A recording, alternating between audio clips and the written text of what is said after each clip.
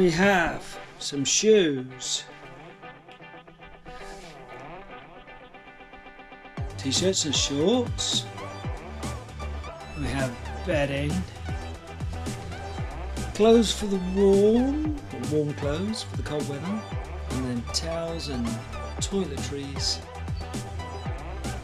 So, first box to be packed, all the vehicle spares.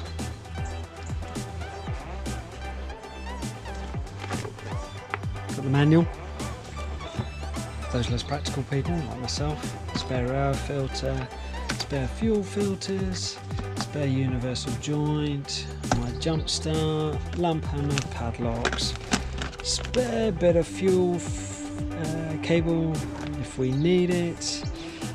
Got a couple of spare drive rods because if they go somewhere then we're completely buggered and we don't want to be stuck anywhere.